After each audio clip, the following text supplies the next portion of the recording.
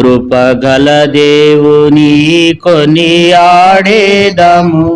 కృప చాలు నీకనే ప్రభు యేసు. కృపగల దేవుని కొనియాడేదము, కృప చాలు నీకనే ప్రభు యేసు. పాపములన్నీయో చేసిన వారము, పాపములన్నీయో చేసిన వారము, నెపములెంచక తన ప్రాణమిడే, నెపములెంచక తన ప్రాణమిడే, కృప ద్వారా నిరక్షించే మనలా, కృప ద్వారా నిరక్షించే మనలా.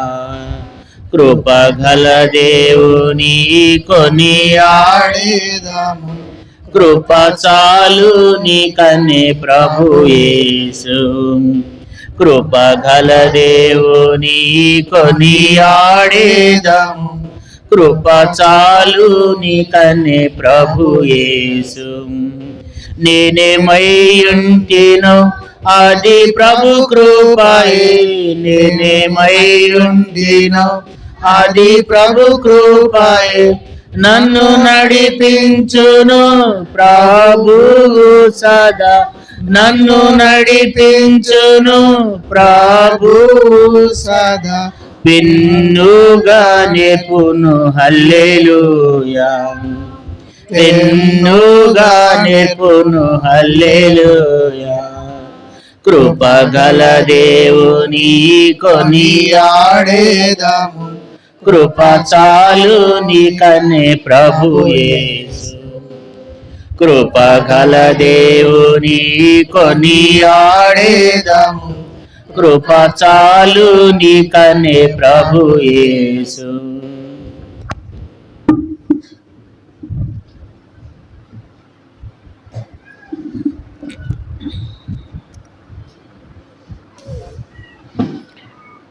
ప్రభు యొక్క శరీరంలో రక్తంలో పాలు పొందక మునుపు అపోస్తలుడైన పౌలు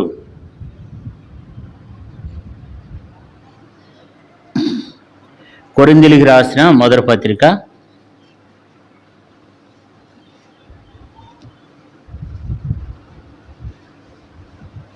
11వ అధ్యాయము ఒక మాటను మనం జ్ఞాపకం చేసుకుందాం. 31వ వచనాన్ని మనము జ్ఞాపకం చేసుకుందాం. 31వ వచనం, 1 కొరింథీ 11:31. అయితే మనలో మనమే విమర్శించుకునేలా తీర్పు పొందకపోదుము. మరోసారి చదువుకుందాం. అయితే మనలో మనమే విమర్శించుకునేలా తీర్పు పొందకపోదుము. మరొక లేఖన భావన కూడా మన ధ్యానాంశము అపోస్తుల కార్యములు 16వ అధ్యాయము, అపోస్తుల కార్యములు 16వ అధ్యాయము 30వ వచనాన్ని అందరం కలిసి చదువుకుందాం. 30వ వచనాన్ని అందరం కలిసి చదువుకుందాం. వారిని ఎలపలకు తీసుకుని వచ్చి, అయ్యలారా, రక్షణ పొందుటకు నేనేమి చేయవలను? నేను ప్రభు యొక్క శరీరంలో రక్తంలో పాలు పొందక మునుపు మనమే పరీక్షించుకుని యోగ్యమైన రీతిలో ప్రభు శరీరంలో రక్తంలో మనం పాలు పొందాం. దేవుని వాక్యంలో 1 కొరింథీ 11వ అధ్యాయము 31వ వచనంలో, అయితే మనల్ని మనమే విమర్శించుకునేలా తీర్పు పొందకపోదు. మనల్ని మనమే విమర్శించుకోవాలి, మనల్ని మనమే పరీక్షించుకోవాలి. కాబట్టి నిన్ను నీవే దేవునికి కనపరుచుకోవాలని ఉంది బైబిల్లో. 2 తిమోతి 2వ అధ్యాయం 15వ వచనంలో నిన్ను నీవే దేవునికి కనపరుచుకోవాలి అంటే మనకు మనమే. కాబట్టి లోకా సువార్త 4:23లో ఉంది, వైద్యుడా నిన్ను నువ్వే స్వస్థపరచుకో అని ఉంది. కాబట్టి లోకా సువార్త 6:42లో ఏమి రాయబడిందంటే, నీ కంటిలో నలుసును నీ కంటిలో దూలాము ఉండగా నీ సహోదరుని కంటిలో నలుసును చూడొద్దు అన్నాడు. కాబట్టి నీ కంట్లో దూలాము ఉందనే విషయాన్ని మనం జ్ఞాపకం పెట్టుకోవాలి కదా. కాబట్టి మరి నీకు నీవే, మనకు మనమే. దైవ సేవకులకు కూడా వాక్యం రాయబడింది. 1 తిమోతిలకు రాసిన పత్రికలో 4:16 నాకు కూడా దేవుడు హెచ్చరిక ఇచ్చినాడు, నిన్ను గురించి నీ బోధన గురించి జాగ్రత్త కలిగి ఉండమన్నాడు.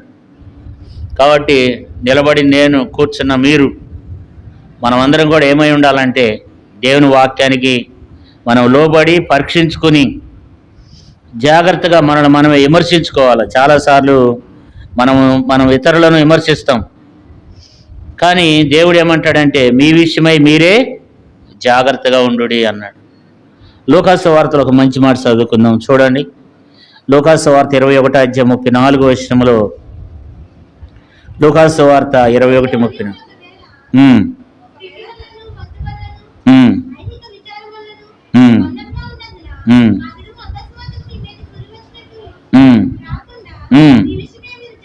కాబట్టి మీ విషయమై మీరే జాగ్రత్తగా ఉండు. కాబట్టి నీ విషయమై నువ్వే, కాబట్టి నీ విషయమై మీ విషయమై మీరే జాగ్రత్తగా ఉండాలి. కాబట్టి మనకే ఉండాలి, మనలోనే ఉండాలి భయం అనేది, భక్తి అనేది. మన విషయమై మనమే జాగ్రత్తగా ఉండాలన్నమాట. లేవీకాండం 11:44 ఏమి రాయబడిందంటే, చదవండి. లేవి 11:44. మిమ్మును మీరు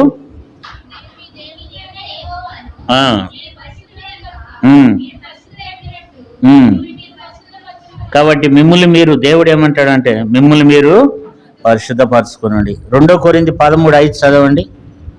2 కొరింథీ 13:5 మిమ్మల్ని మీరు పరీక్షించుకోండి అంటాడు.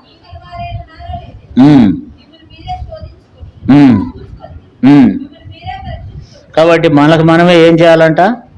పరీక్షించుకోవాలి. యూదా రాసిన పత్రిక 20 చదవండి. అక్కడ అంతా చదవద్దు కానీ మిమ్మల్ని మీరు కట్టుకొనుడు అని ఉంది. 20 ఏముంది? మిమ్మల్ని మీరు కట్టుకొనుసు అన్నాడు. అంటే మనకు మనమే ఏం చేయాలి చెప్పండి? కట్టుకోవాలి. ఎవరో నిన్ను కట్టరు కానీ నీకు నువ్వే ఆత్మీయంగా కట్టబడాలి. యూదా రాసిన పత్రికలో 1:20 మిమ్మల్ని మీరు ఏం చేయాలి? కట్టుకోవాలి. నీకు నువ్వే కట్టుకోవాలి. నీ ఇంటిని నువ్వే కట్టుకోవాలా, నీ హృదయం అనే ఇంటిని నువ్వే కట్టుకోవాలా, మనమే పరీక్షించుకోవాలా. నీకు మీరే అన్నాడు. కాబట్టి నీకు నువ్వే బోధ చేసుకోవాలి. దేవుని వాక్యం ద్వారా హెచ్చరిక చేస్తూ వచ్చినప్పుడు నీకు నువ్వు బోధించుకో. దేవుడు మాకు కూడా అంటాడు, దేవుడు నన్ను కూడా అంటాడు. రోమపత్రిక 2:20 రోమ 2:21 అన్నాడు, నీకు నువ్వు బోధించుకున్నావా అన్నాడు. అంటే నాకు నేను కూడా ఏం చేయాలి? బోధ చేయాలి. చెప్పుకుంటూ వెళ్తే నాకు ప్రయోజనం లేదు, వినుకుంటూ వెళ్తే మీకు కూడా ప్రయోజనం లేదు. కాబట్టి మిమ్మల్ని మీరు ఏం చేయాలి? దేవునికి అప్పగించుకోవాలి. మనమే పరీక్షించుకోవాలి, విమర్శించుకోవాలి కదా. అందుకని ఏమంటాడు? మిమ్మల్ని మీరు ఏం చేయాలంట? బల్లో పాలు పొందేవారు, దేవుని మందిరంలో ఉన్నవాళ్ళు ఏం చేయాలి? మిమ్మల్ని మీరు 1 కొరింథీ 11 ఏముంది అక్కడ? అయితే మనల్ని మనమే విమర్శించుకునేలా ఏం పోతాం? తీర్పుకు పొందబోదు. కాబట్టి మనమే దేవుని వాక్యంలో చాలాసార్లు మరి మనకు ఇతరులు ఎట్లా కనపడతారు? ఇతరుల పాపులుగాను, ఇతరుల దోషులుగాను కనపడుతూ ఉంటారు. వారి హృదయం ఎట్లా ఉందో మనకు తెలియదు. కానీ మనమే దేవుడు ఏమంటాడంటే, వైద్యుడా నిన్ను నువ్వు స్వస్థపరచుకో. కాబట్టి మనమే స్వస్థపరచుకోవాలి. మొట్టమొదట మన ఆరోగ్యం ఎట్టుందో మనం చూసుకోవాలి. ఒకసారి సాంసన్ గారు, హెబ్రోన్లో దైవ సేవకులు ఉన్నారు, సాంసన్ గారు ఏం చేశాడంటే హార్ట్కి సంబంధించిన హాస్పిటల్కి పేషెంట్ని చూద్దామని వెళ్ళాడంట. వెళితే అక్కడ కూర్చుంటే ఒక వ్యక్తి, డాక్టర్ గారు, హార్ట్కి సంబంధించినటువంటి డాక్టర్ గారు అంట, ఆయనకి లేని జబ్బు లేదంట. ఆయన చెక్ చేస్తూ ఆపడినే సరిపోయాడంట. కాబట్టి మనమే ఏం చేయాలంటే, నీ మట్టుకు నువ్వు ఎంత వైద్యుడు అయినా, నువ్వెంత బోధకుడు అయినా, నీకు ఎంత వాక్యం తెలిసినా నిన్ను నువ్వు ఏం చేయాలి? వాక్య వెలుగులో పరీక్షించుకోవాలి. నువ్వెంత జ్ఞానివైనా, నీకు ఎంత వాక్యం తెలిసినా, ఆదికాండం మొదలుకొని ప్రకటన గ్రంథం వరకు నీకు ఎంత తెలిసినా మనమే పరీక్షించుకోవాలి. దేని వాక్యం ఏం చెప్తుందంటే, అయితే మనమే విమర్శించుకునేలా తీర్పు పొందుకోవాలి. కాబట్టి మనమే విమర్శించుకోవాలి, పరీక్షించుకోవాలి. నీ కంటిలోనే పెద్ద దూలం ఉంటుంది, ఎదుటివాని కంటిలో ఏం చేస్తాం? ఆ ఎదుటివాని కంటిలో ఉన్నప్పుడు ఆ నలుసును చూస్తూ ఉంటామంట. యేసుప్రభువారే అన్నాడు. కాబట్టి మనం ఏం చేయాలి? బలలో పాలు పొందుతున్నప్పుడు కఠినంగా పరీక్షించుకోవాలి. వాక్య ద్వారా మనం దిద్దుకోవాలి. దిద్దుబాటు నీకు అసహ్యం కదా అని బైబిల్లో ఉంది. బలలో పాలు పొందుతున్న మనం, దేవుని మందిరంలో ఉన్నవారు ప్రతి ఒక్కరూ, బలలో పాలు పొందిన వారు కూడా వారు ఇంకా హెచ్చరిక చేసుకోవాలి. బలలో పాలు పొందిన వారికి కూడా దేవుడు ఇంకా హెచ్చరిక దయచేస్తున్నాడు, పశ్చాత్తాపడాలి. కాబట్టి ఈరోజు మన ధ్యానాంశము చూసినట్లయితే చూడండి, అపోస్తుల కార్యములు 16వ అధ్యాయము 30వ వచనాన్ని చదువుకుందాం. వారిని ఎలపలకు తీసుకుని వచ్చి, అయ్యలారా, రక్షణ పొందుటకు నేనేమి చేయవలెను? కాబట్టి ఇక్కడ చెరసాల నాయకుడు అడుగుతున్నాడు. పౌలుని, తనతో పాటు ఉన్నటువంటి శీలయు, ఇంకా అనేక మంది దైవ సేవకులను ఏం అడుగుతున్నాడు అంటే, అయ్యలారా, రక్షణ పొందడానికి నేనేమి చేయవలెను అని అడుగుతున్నాడు.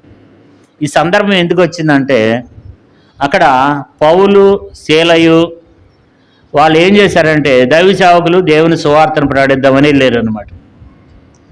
వెళ్ళినప్పుడు అక్కడ ఏం జరుగుతూ వచ్చిందంటే, 14-15 వచనాల్లో లూదియా కనపడుతుంది. 16వ వచనంలో అక్కడ ఒక సోది చెప్పే ఆమె ఉంది. పృతోను అని దయ్యం పట్టిన ఒక చిన్నది, ఒక యవనస్తురాల్లో దయ్యం ఉంది. ఆమె ఏం చేస్తుందంటే, సోది చెప్పి యజమానుడికి గొప్ప లాభాన్ని సంపాదిస్తుంది అన్నమాట. కాబట్టి యజమానులు ఆమె ద్వారా ఎంతో అభివృద్ధి చెందుతున్నారు. ఇప్పుడు పౌలు రోజు చూస్తున్నాడు ఆమెని.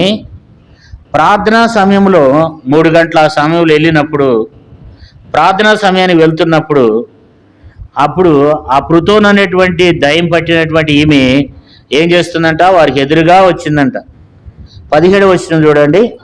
ఆమె పౌలును మమ్మల్ని వెంబడించి, ఈ మనుషులు సర్వోన్నతులైన దేవుని దాసులు, వీరు మీకు రక్షణ మార్గం ప్రసరించేవారై ఉన్నారని కేకలు వేసెను. ఇక్కడ మనం రాయబడిన మాట ఏంటంటే, ఆమె పౌలును మమ్మను వెంబడించి, ఈ మనుషులు సర్వోన్నతులైన దేవుని సేవకులు, వీరు మీకు రక్షణ మార్గం ప్రసరించేవారై ఉన్నారని కేకలేస్తూ వచ్చిందంట. ఎన్ని రోజులు? అనేక దినాలు. పౌలు ఆ విషయంలో బాధపడ్డాడంట, వ్యాకులు పడ్డాడంట. పడి ఏం చేస్తూ వచ్చినాడు? ఆ దయ్యాన్ని గద్దించినాడంట. గద్దిస్తే ఆమెలో ఉన్నటువంటి దయ్యం ఏమైంది? ఆమెను వదిలిపోయింది. ఇప్పుడు యజమానులకి ఏమైందంటే లాభం పోయింది. ఇప్పుడు యజమానులకు కోపం వచ్చింది. కోపం వచ్చి పౌలుని ఏం చేస్తూ వచ్చినారంట? పౌలును, శీలను వారందరిని పట్టుకుని 22వ వచనంలో, అప్పుడు జనసమూహము వారి మీదకి దుమ్మిగా వచ్చును, న్యాయాధిపతులను వారి వస్త్రములను లాగివేసి వారి బెత్తములతో కొట్టవలనని ఆజ్ఞాపించి, వారు చాలా దెబ్బలు కొట్టి వారిని చెరసాల్లో వేసి భద్రంగా కనిపెట్టవలనని చెరసాల నాయకునికి ఆజ్ఞాపించి, అతడు అట్టి ఆజ్ఞ పొంది వారిని లోపలి చెరసాల్లోనికి త్రోసి వారి కాళ్లకు బొండ వేసి బిగించెను. అయితే మధ్యరాత్రి వేళ పౌలును, శీలయు దేవునికి ప్రార్థించుచు కీర్తనలు పాడుచుండిరి, ఖైదీలు వినుచుండిరి. ఇక్కడ మనం చూసినట్లయితే ఒక నాయకునికి, ఒక చెరసాల నాయకునికి అప్పగించినారు పౌలును, శీలను. చాలా దెబ్బలు కొడుతూ వచ్చినారంట. అక్కడేం 22వ వచనంలో దుమ్మిగా వచ్చారంట. న్యాయాధిపతులు వారు వస్త్రాలు ఆగివేస్తూ వచ్చినారంట, బెత్తములతో కొట్టినారంట. మనం ఎప్పుడైనా సువార్త ప్రకటిస్తున్నామా? మనకి ఎంత భయమో. ఎందుకంటే మనల్ని కూడా ఎట్లా కొడతారేమో, లేకపోతే మనల్ని కూడా ఏమన్నా అంటారేమో అని చెప్పి మనకు చాలా భయం ఉంటుంది అన్నమాట. భయం ఉండి చాలామంది ఏం చేయము, ఆ సువార్త పత్రిక ఇవ్వడానికి కొంతమందికి భయం. అమ్మో ఎక్కడ చచ్చిపోతామోనని కదా. అట్లా ఉండకూడదు. దేవుని యొక్క సువార్తను మనం ఏం చేయాలంటే ధారాళంగా పంచిపెట్టే వారంగా ఉండాలి. ఇప్పుడు చూడండి, ఆమె వాళ్ళు ఏం చేస్తూ వచ్చినారంట? బెత్తములతో కొట్టి చాలా దెబ్బలు కొడుతూ వచ్చినారంట. చాలా దెబ్బలు కొట్టి వారి కాళ్ళ చేతులకు ఏం చేస్తూ వచ్చినారంట? వారి కాళ్ళకు బొండ వేసి బిగించారంట. 2 కాళ్ళకు బొండ వేసి బిగించి మరి చేతులకు సంకెళ్ళు వేస్తూ వచ్చినారంట. ఇప్పుడు అంత బాధ పెట్టినప్పటికీ, అంత కొట్టినప్పటికి కూడా వాళ్ళు మౌనంగా ఉన్నారంటే వాళ్ళు మౌనంగా ఉండలేదు. ఎందుకంటే వారు ఎలాంటి వాళ్ళు అంటే ఆత్మల భారం కలిగిన వాళ్ళు అన్నమాట. ఇతరుల గురించినటువంటి భారం కలిగిన వాళ్ళు, ప్రభు కొరకు గొప్ప వ్యక్తులు అన్నమాట, ప్రార్థనా పరులైనటువంటి వారు. కాబట్టి ఇప్పుడు వాళ్ళు ఏం చేస్తూ వచ్చినారంట 25వ వచనంలో, అయితే మధ్యరాత్రి వేళ పౌలును శీలయు దేవునికి ప్రార్థించుచు కీర్తనలు పాడుచుండిరి, ఖైదీలు వినుచున్నారు. కాబట్టి ఇప్పుడు పౌలు శీలలు ఏం చేస్తున్నారంట, పగలంతా బాగా కొట్టారు, చాలా దెబ్బలు కొట్టినారు, తర్వాత బెత్తములతో కొట్టినారు, కాబట్టి వస్త్రాలు ఆగివేసినారు, బెత్తములతో కొట్టినారు, అవమానపరిచినారు అని చెప్పి అలసిపోయామని చెప్పి పండుకోవాలా. ఏం చేస్తూ వచ్చినారంట వాళ్ళు మధ్యరాత్రి వేళ ఏం చేస్తూ వచ్చినారంట, మధ్యరాత్రి వేళ పౌలియు శీలయు దేవునికి ప్రార్థించుచు కీర్తనలు పాడుతున్నారంట. చూడండి, అలాంటి ప్రార్థన జీవితం మనలో ఈ దినాన్ని ఉంటుందా? మనం మందిరానికి రావాలంటే, సంఘ ప్రార్థనకు రావాలంటే అసలు ఎంత మనం నిర్లక్ష్యంగా ఉంటున్నామంటే అంత నిర్లక్ష్యంగా ఉంటున్నాం మనం. ఎందుకంటే మనము అపాయకరమైన పరిస్థితుల్లోకి వచ్చేసినాం, అంచె దినాల్లోకి వచ్చేసినాం. ప్రార్థించే వాళ్ళు ఉండరు, విశ్వాసులు ఉండరు. రాను రాను ఏమైపోతుంది, దేవునిలో భక్తిలో తగ్గిపోతున్నాం, దేవుని విషయంలో తగ్గిపోతున్నాం. దేవుని గురించిన భయం లేదు, భక్తి లేదు, ప్రార్థన జీవితం అంతకంటే లేదు, సహవాసంతో కలిసి ఉండేది అంతకంటే మనం కోల్పోతున్నాం. దేవుని బిడ్డ, మధ్యరాత్రి వారు ఎవడైనా ప్రార్థన చేస్తారా? పగలంతా కష్టపడి మరలా దెబ్బలు కొట్టినప్పుడు ఎవరైనా ప్రార్థన చేస్తారా? మనం ఏం చేస్తాం, ఉదయం నుండి సాయంత్రం దాకా పనికి వెళ్ళామనుకోండి, ఇక అంతే సంగతి, ఇక మనం ఇక మరలి మందిరానికి మనం రాలేం. కానీ పౌలు శీలలు అలాంటి వాళ్ళు కాదు, వాళ్ళు ఆత్మ లేడల భారం కలిగిన వాళ్ళు, ఒక ఆత్మనನ್ನು రక్షించాలని ఆశ కలిగిన వాళ్ళు. కాబట్టి వాళ్ళు ఏం చేస్తూ వచ్చినారంట, వాళ్ళు ప్రార్థన చేస్తూ దేవునికి కీర్తిస్తూ కీర్తనలు పాడుతున్నారంట. ఖైదీలు వింటున్నారంట, వాళ్ళ మాటలు వింటున్నారు, వాళ్ళ ప్రార్థన వింటున్నారు, మరి వాళ్ళు పాడే పాటలు వింటున్నారు. అప్పుడు దేవుడు ఒక కార్యం చేశాడు అక్కడ 26వ వచనంలో, అప్పుడు అకస్మాత్తుగా మహాభూకంపం కలిగెను, చెరసాల పునాదులు అదిరెను, వెంటనే తలుపులని తెరుచుకుని అందరి బంధకములు ఊడిపోయినాయి అంట కదా. ఇప్పుడు పెద్ద భూకంపం వచ్చిందంట. అక్కడ ఎన్ని విషయాలు రాయబడిందంటే, అకస్మాత్తుగా మహాభూకంపం కలిగిందంట, చెరసాల పునాదులు అదిరిపోయినాయి అంట, వెంటనే తలుపులను తెరుచుకున్నాయంట, అందరి బంధకాలు విడిపోయినాయి. ఇప్పుడు ఖైదీలకు ఉన్నటువంటి బంధకాలు ఊడిపోయినాయి, మరి చెరసాల పునాదులు కదిలిపోయినాయి, తలుపులన్నీ తెరుచుకున్నాయి, అందరి సంఖ్యలు ఊడిపడిపోయిన తర్వాత చెరసాల నాయకుడు వచ్చాడంట. ఎందుకంటే అతను చాలా పెద్ద ఉద్యోగస్తుడు, అతనికి ఆ బాధ్యత, ఆ ఖైదీలందరినీ వారి మీద నువ్వేం చేయాలి, వారందరిని కూడా నువ్వు కాపాడాలి. కాబట్టి చెరసాల నాయకుడు 27వ వచనంలో అతని గురించి రాయబడింది, అంతలో చెరసాల నాయకుడు మేలుకుని చెరసాల తలుపులని తెరిచిండుట చూచి ఖైదీలు పారిపోయారని కత్తి దూసి తాను చంపుకొని పోయాను. చూశారు ఇక్కడ మరి చెరసాల నాయకుడు ఏం చేశాడంట, అరే మరి ఏమైపోయింది, ఒక్కసారి తలుపులను తెరుచుకొని ఉన్నాయే, ఖైదీలందరూ ఏమైపోయినారు, అంతా చీకటి అయిపోయింది, ఎక్కడ చూసినా వెళ్తులేదు, ఎవరో మాట్లాడట్లేదు, ఏమైపోయినారు వీళ్ళంతా, ఒకవేళ వెళ్ళిపోయారేమో, ఒకవేళ వీళ్ళందరూ కనుక వెళ్ళిపోతే వాళ్ళందరిని ఎందుకు విడిచిపెట్టామని రేపు నన్ను చంపుతారని చెప్పి, వాళ్ళు చంపేదాకా ఎందుకని నేనే చంపుకోవాలని చెప్పి తను ఏం చేస్తూ వచ్చినాడంట, తానే చంపుకోబోయాడంట. అప్పుడు పౌలు ఏమంటాడంటే, పౌలు నువ్వు ఏ హాని చేసుకునవద్దు, మేమంతా ఇక్కడే ఉన్నామని బిగ్గరగా చెప్పాను. అతడు దీపం తెమ్మని చెప్పి లోపలికి వచ్చి వణుకుసు పౌలునకును శీలనకును సాగిలపడి, ఇక్కడ చూస్తే ఇతనిలో ఏమొచ్చింది, ఇప్పుడు వాళ్ళిద్దరికి సాగిలపడినాడంట. చెరసాల నాయకుల్లో ఉన్నటువంటి ఆ విషయాల్ని మనం జ్ఞాపకం చేసుకోవాలి. ఒక వ్యక్తి ప్రార్థన ఇతరులను మారుస్తుంది అనే విషయాన్ని జ్ఞాపకం పెట్టుకోవాలి. మన ప్రయాసము, మన కష్టము ఇతరులను రక్షణలోనికి తీసుకుని వస్తుంది. మనం రక్షింపబడటమే కాదు, మన కుటుంబం రక్షింపబడటమే కాదు, మరి ఇతరులు కూడా అనేక మంది రక్షణ పడేటట్లుగా చేస్తుంది అన్నమాట. అందుకనే సంఘ ప్రార్థన అవసరం, వ్యక్తిగత ప్రార్థన, కుటుంబ ప్రార్థన మన అందరికి కూడా ఎంతో అవసరం ఉందన్నమాట. ఆ ప్రార్థన లేకపోతే నీ కుటుంబం వర్ధిల్లదు, నువ్వు ఆత్మీయంగా బలపరచబడలేవు. ఇప్పుడు ఆ ప్రార్థన ద్వారా ఇప్పుడు ఖైదీలందరూ ఏమనుకున్నారంట, ఆయన అనుకున్నాడంట, ఖైదీలందరూ పారిపోయారు కోసం ఇప్పుడు నా పరిస్థితి ఏం కావాలి, ఈ ఖైదీలందరూ పోతే రేపు ఉదయం నన్ను చంపుతారు, అంత బాధ ఎందుకు, ఈరోజే చనిపోదాం అనుకుని తను తాను ఏం చేయాలనుకున్నాడంట, కత్తి దూసి చంపుకుని పోయినాడంట. పౌలు పిలుస్తున్నాడు, నువ్వేం చేసుకోవద్దు, నువ్వు హాని ఏది చేసుకోవద్దు, మేమందరము ఇక్కడే ఉన్నామన్నప్పుడు అప్పుడు పౌలు శీలలకు ఏం చేస్తూ వచ్చినాడంట, సాగిలపడుతూ వచ్చినాడంట. దీపం పెట్టి వణుకుతూ వచ్చి చూస్తూ వచ్చినాడంట. చూస్తే అమ్మయ్య, ఖైదీలు ఎక్కడికి పోలేదంట. ఎందుకని ఎక్కడికి పారిపోలేదంటే వాళ్ళందరూ రక్షణ పొందినారు, వారంతా దేవుని తెలుసుకున్నారు, వారంతా యేసు ప్రభుని ఎరిగినారు. అలాగే ఇప్పుడు ఖైదీ చూస్తూ వచ్చినప్పుడు మరి అక్కడ ఈ యొక్క జైలు అధికారి కూడా ఏం చేస్తూ వచ్చినాడు, చెరసాల నాయకుడు దీపం పెట్టి చూస్తూ వచ్చినప్పుడు మరి పౌలు శీలలకు ఏం చేస్తూ వచ్చినాడంట, సాగిలపడ్డాడంట. మరి ఈరోజు కూడా బలలో పాలు పొందుతున్న మనము ఒక చెరసాల నాయకుడు పొందినటువంటి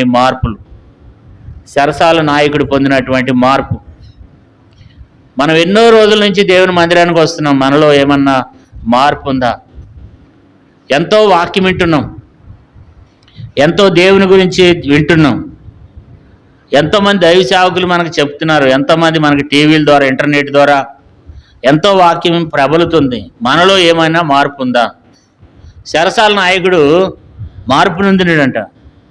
తనలో కలిగినటువంటి మార్పులు, తన జీవితం ఏమైందంటే మార్పు నొందింది.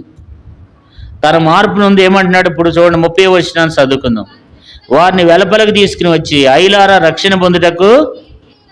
కాబట్టి మొదటి విషయం ఏమంటున్నాడంటే, ఐలారా రక్షణ పొందడానికి నేనేమి చేయవలెను? చెరసాల నాయకుల్లో కలిగిన మార్పు ఏంటంటే రక్షణ అవసరమని గ్రహించాడు. ఏం చేశాడు చెప్పండి? రక్షణ అవసరం, రక్షణ అనేది అవసరం అన్నమాట. అది ఎంతమందికి అవసరం చెప్పండి? అందరికీ అవసరం. చిన్నవారు మొదలుకొని పెద్దవారి వరకు కూడా ఏం చేయాలి చెప్పండి? రక్షణ పొందాలి. ప్రతి ఒక్కరు ఏం చేయాలి? మార్మల్స్ పొందాలి, రక్షణ పొందాలి. రక్షణ మార్మల్స్ అనేది ప్రతి ఒక్కరికి అవసరం. చెరసాల నాయకుడు ఏం చేశాడంట, రక్షణ అవసరమని గ్రహించినాడు. అయ్యా నేను ఇప్పుడు ఏం చేయాలి, ఐలారా అంటున్నాడు అనమాట. ఐలారా, మరి ఇప్పుడు నేనేం చేయాలి? రక్షణ పొందాలంటే ఏం చేయాలి?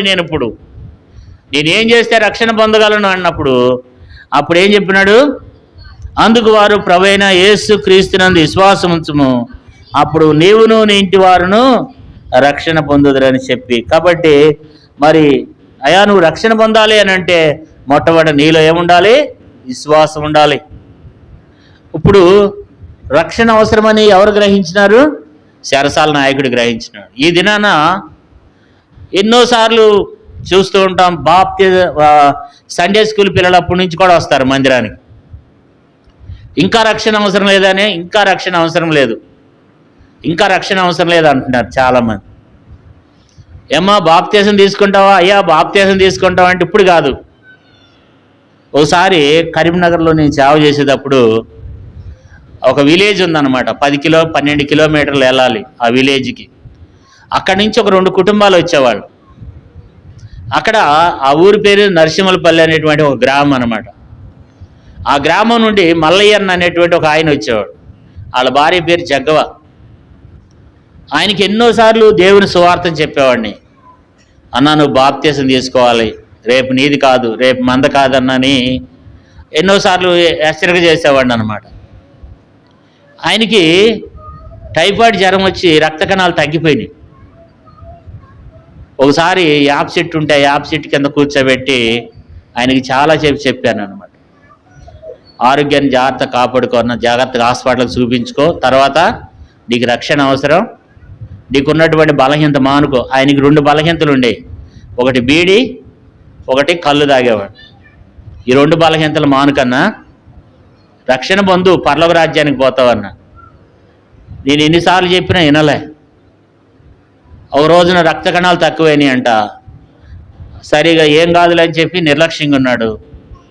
రాత్రి వేళ హార్ట్ అటాక్ వచ్చింది, 11:30కు ఫోన్ వచ్చింది, అన్న మల్లయ్యన్న చనిపోయాడు.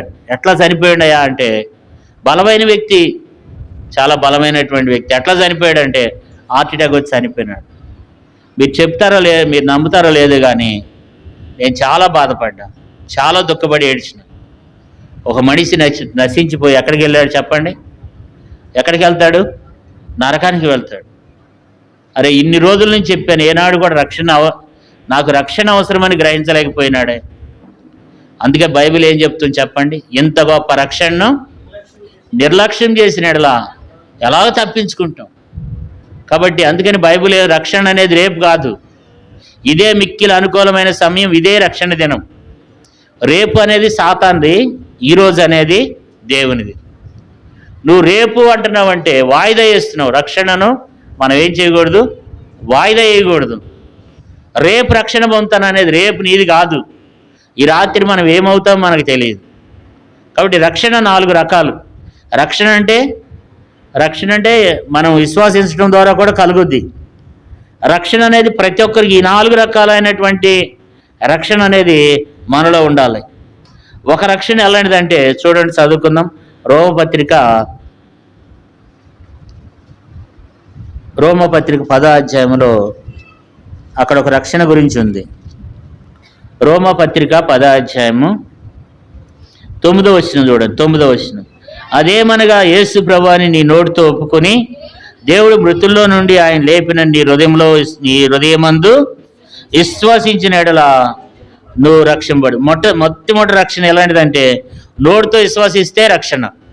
ఇప్పుడు ఇక్కడ కూర్చున్న మీరు అందరూ రక్షణ పొందినారు, ఎందుకంటే మీరు నోటితో విశ్వసించారు. రెండో రక్షణ ఏంటంటే 11వ వచనం చదవండి, 13వ వచనం.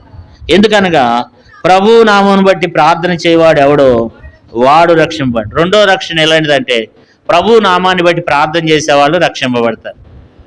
ఇక్కడ 2 రక్షణలు చూస్తూ వచ్చినాం. ఒకటి ఆరాధనాత్మకంలో చూసినాం, కృప ద్వారా రక్షణ. అయితే మత్తయి సువార్తలో ఇంకొక రక్షణ ఉంది. ఈ రక్షణ ఎలాంటిదంటే 24వ అధ్యాయం, మత్తయి సువార్త 24వ అధ్యాయం 13వ వచనం. మత్తయి సువార్త 24:13, అంతం వరకు సహించిన వాడెవడు వాడే రక్షింపబడు. ఈ రక్షణ అనేది ఎప్పటి వరకు కొనసాగించాలి? అంతం వరకు. ఈ రక్షణ అనేది అంతం వరకు. రక్షింపబడిన వాళ్ళు, రక్షణ లేని వాళ్ళు అందరికీ అవసరమైంది ఏదంటే రక్షణ. ఈ రక్షణ మనం కొనసాగుతున్నామా? కీర్తనకారుడు దావీదు అంటాడు 51వ కీర్తనలో, నీ రక్షణ ఆనందం నాకు మరలా దయచేయమంటాడు. అంటే ఆల్రెడీ రక్షణ పోయింది ఆయనకి. కాబట్టి మన పాపాలను బట్టి, మన అపరాధాలను బట్టి, మన మాటలను బట్టి, మన తలంపులను బట్టి, మన భక్తిహీనతను బట్టి రక్షణ పోతుంది. ఆ రక్షణలో దినదినం మనం ఏం చేయాలి? ఆ రక్షణ మనం కాపాడుకోవాలి. రక్షణ అనేది చాలా అవసరం. కాబట్టి ఫిలిప్పీలకు రాసిన పత్రికలు ఏమన్నాడంటే అపోస్తలుడైన పౌలు ఈ రక్షణ గురించినటువంటి ఒక గొప్ప మాటను దేవుని వాక్యంలో ఫిలిప్పీలకు రాస్తూ 2వ అధ్యాయం, ఫిలిప్పీలకు రాసిన పత్రిక 2వ అధ్యాయం 12వ వచనం, కాగా నా ప్రియులారా మీరు ఎల్లప్పుడూ విధేయులై ఉన్న ప్రకారము నా ఎదుట ఉన్నప్పుడు మాత్రమే గాక మరి ఎక్కువగా నేను లేని ఈ సమయం అందును భయంతోనూ వణుకుతోనూ మీ సొంత రక్షణ ఏం చేయాలంట? కాబట్టి ఇక్కడ ఏమంటాడంటే పౌలు గారు ఏమంటున్నాడు, నా ప్రియ సహోదరులారా మీరు ఎల్లప్పుడూ విధేయులై ఉన్న ప్రకారము నా ఎదుట ఉన్నప్పుడు మాత్రమే గాక మరి ఎక్కువగా నేను మీతో లేని ఈ కాలమందును భయంతోనూ వణుకుతోనూ మీ సొంత రక్షణ కొనసాగించుకున్నాడు. అంటే రక్షణ అనేది మనుషులను చూస్తే వచ్చేది కాదు. పాస్టర్ గారు వచ్చినప్పుడు ఒక రకంగా ఉంటాం, లేకపోతే విశ్వాసులు వచ్చినప్పుడు ఇంకో రకంగా ఉంటాం, లేకపోతే సంఘ పెద్దల ముందు ఇంకో రకంగా ఉండటం, లేకపోతే మరి విశ్వాసులు ఎదుట ఇంకో రకంగా ఉండటం కాదు. వాళ్ళు ఉన్నా లేకపోయినా రక్షణ అనేది వ్యక్తిగత విషయం, దాన్ని మనం కాపాడుకోవాలి. ఎట్లా కాపాడుకోవాలంటే భయంతోనూ వణుకుతోనూ మీ సొంత రక్షణ ఏం చేయాలి? కొనసాగించుకోవాలి. భయముతో వణుకుతో, అరే ఎక్కడ నీ మాట మాట్లాడాము రక్షణ పోద్దేమో, ఎక్కడన్నా తప్పు చేసినాం రక్షణ పోద్దేమో, ఇలాంటి భయంతో మనం కలిగి ఉండాలి దేవుని బిడ్డలారా. కాబట్టి ఇప్పుడు అపొస్తలుల కార్యములో ఈ వ్యక్తి ఏం చేస్తున్నాడు? అయ్యా అయ్యలారా, రక్షణ పొందడానికి ఏం చేయాలంట? అయ్యా రక్షణ పొందవాలంటే నేనేం చేయాలని అడుగుతున్నాడు కదా. కాబట్టి చూడండి, అపోస్తుల కార్యం 16వ అధ్యాయము 30వ వచనం. అయ్యలారా, రక్షణ పొందుటకు నేనేం చేయవలనను. చూడు, రక్షణ అవసరమని గుర్తించాడు. మనం కూడా రక్షణ అవసరమని గుర్తించాలి. ఆ రక్షణ అనేది ఈరోజే దేవుని వాక్యం ద్వారా మాట్లాడినప్పుడే. తడవ చేయకూడదు, రక్షణకు ఆలస్యం చేయకూడదు. మరి ఒక ఆయన ఏం చేశాడు? రక్షణకు ఆలస్యం చేయలేదు. నహుంసకుడు ఏం చేశాడంటే, ఆ యొక్క చూడండి 8వ అధ్యాయం, అపోస్తుల కార్యములు 8వ అధ్యాయంలో ఒక నహుంసకుడు యెరూషలేముకి వెళ్తున్నాడంట. పిలిపి వెళ్ళి తనతో మాట్లాడుతూ వచ్చినాడు. సువార్తను ప్రకటిస్తూ వచ్చినప్పుడు దేవుడు అన్నాడు 29వ వచనంలో, అపోస్తుల కార్యములు 8:29, అప్పుడు ఆత్మ పిలుపుతో, నువ్వు ఆ రథం దగ్గరికి పోయి దాన్ని కలుసుకునమని చెప్పాను. పిలుపు దగ్గరకు పరిగెత్తుకుని పోయి అతడి ప్రవక్త అయిన యెషయా గ్రంథం చదువుతుండగా నువ్వు చదివినది గ్రహించున్నావని అడగగా, అంటే ఇక్కడ మనం చూసినట్టయితే లేఖనాన్ని పిలుపు ఏం చేశాడు? అతనికి బోధిస్తూ వచ్చినప్పుడు మరి ఏం చేస్తూ వచ్చినాడు? రక్షణ పొందినాడు. 36వ వచనంలో అంటాడు, చూడండి 36వ వచనం, వారు త్రోవలో వెలుస్తుండగా నీళ్లున్న ఒక చోటు వచ్చినప్పుడు నహుంసకుడు, ఇదిగో నీళ్లు, నాకు బాప్తిసం ఇచ్చుటకు ఆటంకమేమని అడిగి రథం నిలుపమని ఆజ్ఞాపించను. చాలు, ఇక్కడ మనం చూసినట్లయితే బాప్తిసం తీసుకోవడానికి రోజులు అవసరములా? ఈరోజు చాలు, ఈరోజు ఏ చెరువులోనైనా ఇవ్వచ్చు. ఇప్పుడు బాప్తిసం తీసుకోవాలంటే మనకు సెంటిమెంటు, పెద్ద సేవకులు రావాలి, స్పెషల్ మీటింగ్లు పెట్టాలి, పాటలు పాడుకుంటూ వెళ్ళాలి, ఇవన్నీ చేయాలి. ఆ నహుంసకులకి ఎవరో అక్కడ పెద్ద మీటింగ్లు పెట్టారు, ఎవరు పాటలు పాడుకుంటూ వెళ్ళారు, ఏ విశ్వాసులు ఉన్నారు? నహుంసకులకి ఎవరు లేరు అక్కడ. కాబట్టి రక్షణ అనే దాన్ని ఆలస్యం చేయకూడదు. దైవ సేవకుడు ఉన్నాడు, అన్న ఆలస్యం ఏముంది, నన్ను ఈరోజు ఇక్కడ బాప్తిసం ఇవ్వండి, అది నిజమైనటువంటి విశ్వాస లక్షణం అన్నమాట. మనం ఎన్ని చెప్తామంటే, మనం బాప్తిసం తీసుకోవడానికి, రక్షణ పొందడానికి ఎన్నో రకాలైనటువంటి ఆలోచనలు మనం చెప్తాం అన్నమాట. కాబట్టి మొట్టమొదట ఈ యొక్క చెరసాల నాయకుడు తను గ్రహించింది ఏంటంటే, రక్షణ అవసరమని తను గ్రహిస్తూ వచ్చినట్లుగా దేవుని వాక్యంలో మనం చూస్తున్నాం. రెండోది ఏం చేస్తూ వచ్చినాడంట? చూడండి, చదువుకుందాం. రెండోది 32వ వచనం చూడండి. అతనికిని 32వ వచనం 16:32, అతనికిని అతని ఇంటున్న వారందరికీ దేవుని వాక్యం పోదు. రెండోది, అంతకితం దేవుని వాక్యం అంటే ఆయనకి పడదు. దేవుని వాక్యం అంటే ఆయనకి అందుకితం దేవుని వాక్యం అంటే పడదు ఆయనకి. కానీ ఇప్పుడు దేవుని వాక్యాన్ని వింటున్నాడు. మొట్టమొదటి రక్షణ అవసరమని గ్రహించాడు. రెండోది దేవుని వాక్యం విన్నాడు. నిజంగా వినాలి, దేవుని వాక్యాన్ని శ్రద్ధ పెట్టి వినాలి కదా. బైబిల్లో రాయబడింది, వినుట వలన విశ్వాసం కలుగును, వినుట క్రీస్తుని గురించిన మాట వలన కలుగునండి. వినటం ద్వారా విశ్వాసం కలుగుద్ది, బలపరచబడతాం అన్నమాట. కాబట్టి రెండోది వాక్యం వింటున్నాడు. వాక్యం కూడా నాకు అవసరమని గ్రహించాడు. ఒకటి రక్షణ అవసరమని గ్రహించాడు, రెండోది వాక్యం అవసరమని గ్రహించాడు అన్నమాట. కాబట్టి వాక్యాన్ని విన్నాడు, ఎంతో వాక్యాన్ని శ్రద్ధగా విన్నాడు. ఎవరెవరికి బోధిస్తాడు? తన ఒక్కడికే కాదు, తన ఇంటి వారికి కూడా ఏం చేస్తూ వచ్చినాడంట? అతనికిని అతని ఇంటనున్న వారందరికీ దేవుని వాక్యమును బోధించి. కాబట్టి దేవుని వాక్యాన్ని తన ఇంటి వారందరికీ బోధిస్తూ వచ్చినాడంట. ఆ వాక్యాన్ని శ్రద్ధగా విన్నాడు, కూర్చున్నాడు, మీటింగ్ పెట్టుకున్నాడు అనమాట. చెరసాల నాయకుడి ఇంట్లో గృహకూడిక జరుగుతుంది కదా.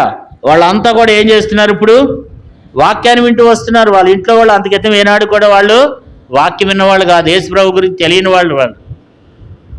కాబట్టి ఇప్పుడు వాళ్ళు వాక్యం వింటూ వచ్చినారు. వాక్యం అవసరం. అయ్యా పౌలు గారు మీరు చెప్పండి, మేము చెప్తే మేము వింటాం అని చెప్పి వాక్యాన్ని వినటానికి వాళ్ళు ఏం చేస్తూ వచ్చినారు? ఇష్టపడుతూ వచ్చినారు అనమాట. వాక్యాన్ని వినటానికి ఏం చేస్తూ వచ్చినాడు? ఇష్టపడుతూ వచ్చినాడు. వాక్యం విన్నాడు.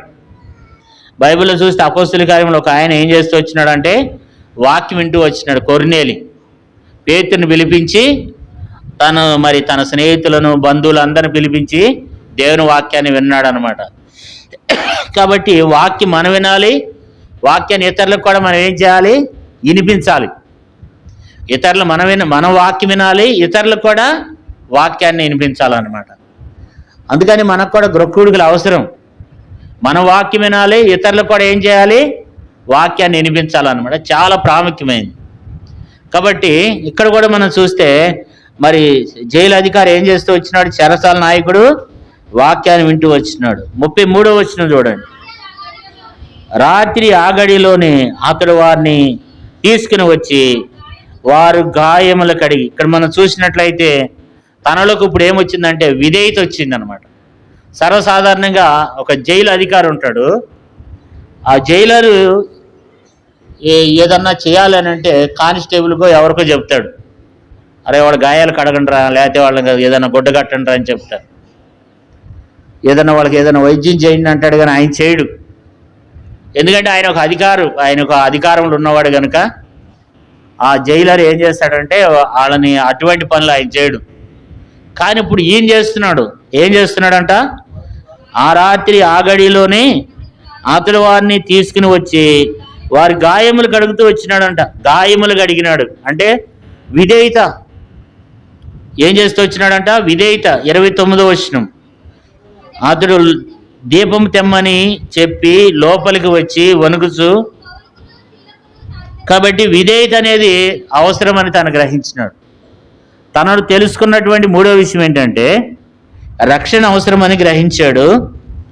మూడోది వాక్యం అవసరమని గ్రహించాడు. మూడోది విధేయత కూడా నేర్చుకున్నాడు.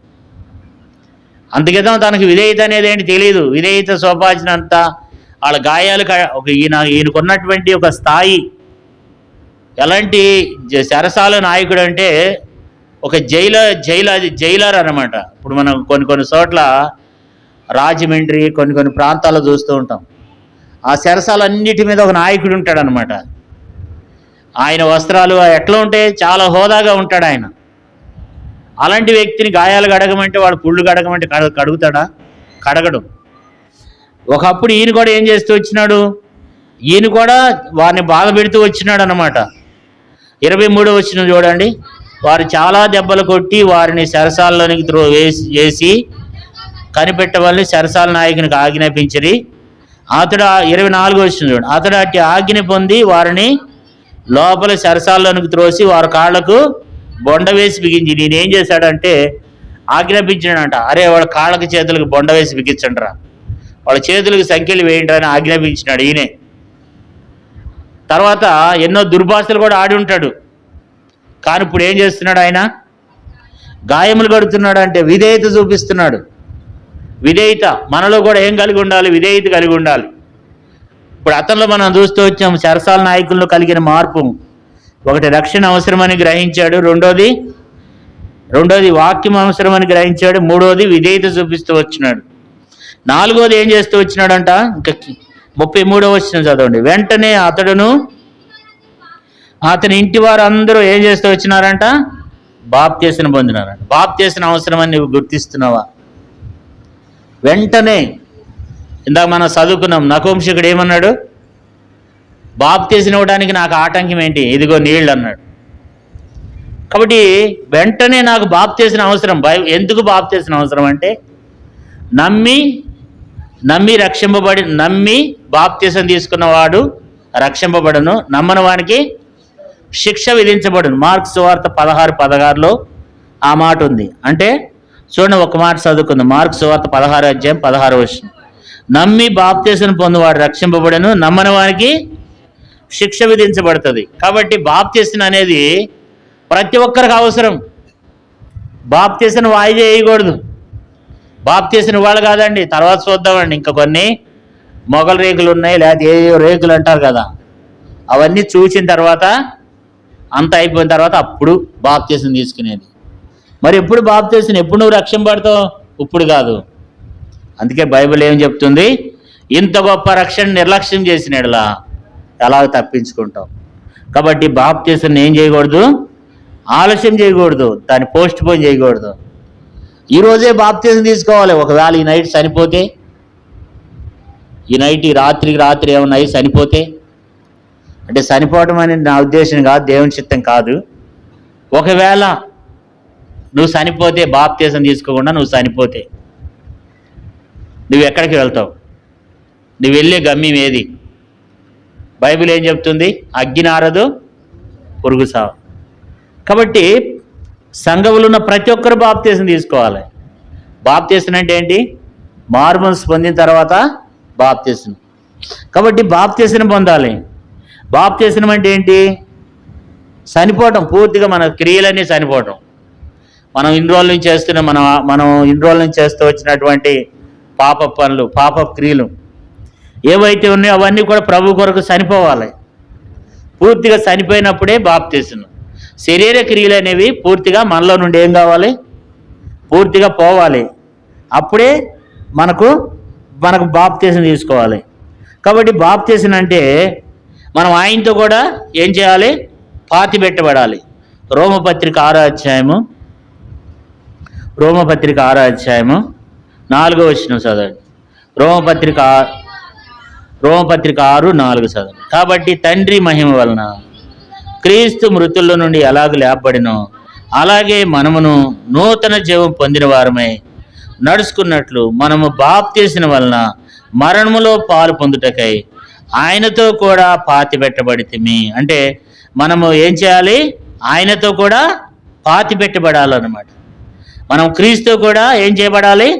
పాతి పెట్టబడాలి. క్రీస్తు కూడా మనం చనిపోవాలన్నమాట. కాబట్టి మనం చనిపోకుండా ఉంటే అది దాని ద్వారా ఏం ప్రయోజనం లేదు. ఇప్పుడు చనిపోకుండా ఎవరిని భూస్థాపన చేయరు. ఒకసారి ఓ ముసలాయన చనిపోయాడని చెప్పి ఒక రోజంతా ఏడ్చారు, రెండో రోజున తీసుకెళ్ళి సమాధి చేస్తుంటే తీరా సమాధి దగ్గరికి వెళ్ళినాక లేచి కూర్చున్నాడు ముసలోడు. అంటే చనిపోలా, ఆయనలో పేణం ఉంది, ఎక్కడో లోపల పేణం ఉంది, మరలా కొంచెం శక్తి వచ్చింది, లేచి నుంచున్నాడు. ఎక్కడో కొనువు ఉండగా ఇట్టటి చేయి కదిలిస్తుంటే బతికే ఉండడు చచ్చిపోలే అని చెప్పి మరలా ఏం చేశారు? సమాధి చేయటానికి ఏం చేయలేదు, ఒప్పుకోవాలి. అక్కడ ఉన్న వాళ్ళు కుదరదు, చట్టం ఒప్పుకోదు. అట్లాగే ప్రభు మన బాప్తీసం కూడా ప్రభు బిడ్డలైన వారు ఆ శరీర సంబంధమైన క్రియలని చనిపోయినప్పుడు నువ్వు బాప్తీసం తీసుకోవాలి. దాన్ని ఆలస్యం చేయకూడదు. ఎందుకు ఎన్ని రోజులు ఎంత ఎంజాయ్ చేద్దాం అనుకుంటున్నారు భూమి మీద? ఇంకా భూమి మీద ఉండి ఏం చేయాలనుకుంటున్నారు? ఇంకా ఏమేమి భూమి మీద ఏం ఎంజాయ్ చేయాలనుకుంటున్నారు? ఏం చేయాలనుకుంటున్నారు? ఇంకా ఏది చూద్దాం అనుకుంటున్నావు? ఇప్పుడు వరకు చూసినవి చాలు, ఇప్పుడు వరకు చేసినవి చాలు. ఇప్పటికైనా ఏం చేయాలి చెప్పండి? బాప్తీసం తీసుకోవాలి. ఇప్పటికైనా ఏం చేయాలి చెప్పండి? బాప్తీసం తీసుకోవాలి. మరణానికి ఏమి లేదంట చెప్పండి. మరణానికి మర్యాద లేదంట. దానికి ఏమైనా చిన్న పెద్ద అని తేడా ఉందా? చిన్న పెద్ద అని తేడా లేదు కదా. ఎవరినైనా తీసుకుని పోదు మరణం. అందుకనే భక్ష్యం గారు ఒక వాక్యం విన్నాను. మరణం నేను కలుసుకోకముందే నువ్వు యేసు ప్రభువుని కలుసుకోవాలంటాడు. ఆ మాట 4 లాంగ్వేజ్లో చెప్తున్నారు అన్నమాట. భక్ష్యం గారి మెసేజ్లు మనం వినాలి. కాబట్టి మరణం మనల్ని కలుసుకోకముందే, మరణం మనం ఎదుర్కోకముందే మనం ఏం చేయాలంట? యేసు ప్రభు దగ్గరికి రావాలి. ప్రసంగి గ్రంథంలో ఒక మంచి మాట ఉంది చూడండి. ప్రసంగి గ్రంథం. నేను ఈ మాట ఎందుకు చెప్తున్నానంటే ఇంకా మన సంఘంలో సగం మంది ఉన్నారు ప్రభు శరీరంలో రక్తంలో పాలు పొందాల్సిన వారు. ప్రసంగి గ్రంథం 12వ అధ్యాయం 1వ వచనం చదవండి. దుర్దినములు రాకముందే ఇప్పుడు వీటి యందు నాకు సంతోషం లేదని నువ్వు చెప్పు సంవత్సరం రాకముందే తేజస్సునకు సూర్యచంద్ర నక్షత్రములు చీకటి కమ్ముందే వాన వెలిసిన తర్వాత మేఘములు మరలా నీ బాల్య దినములందే నీ సృష్టికర్తను స్మరణకు తెచ్చుకునము అన్నాడు. అంటే ఇంకా కింద మరి అనేక విషయాలు రాయబడుతూ వచ్చినాయి. కింద మనిషి వయసు అయిపోయిన కాడ నుంచి మనిషి శరీరం వణుకుతూ ఉంటుంది. కింద వయసు అయిపోయిన కాడ నుంచి పొళ్ళు ఊడిపోతాయి, కళ్ళు కనిపించదు కదా. కాబట్టి తిరగటి రాళ్ళు ధ్వని తగ్గిపోద్దంట. ఇవన్నీ అయ్యేదాకా కాదు, ముందే అంటున్నాడు. వీటి యందు నాకు సంతోషం లేదని నువ్వు చెప్పు సంవత్సరం రాకముందే, నాకు దుర్దినములు రాకముందే. ఒక దినం వస్తుంది, దుర్దినం సడన్గా వస్తుంది. ఆ దినం రాకముందే ఏం చేయాలి?